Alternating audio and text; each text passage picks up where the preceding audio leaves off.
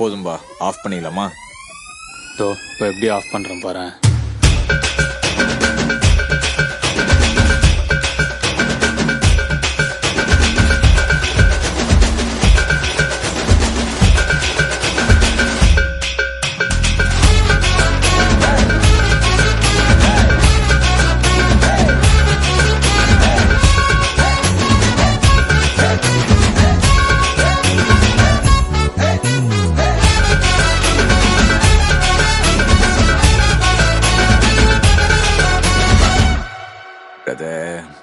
Calm down.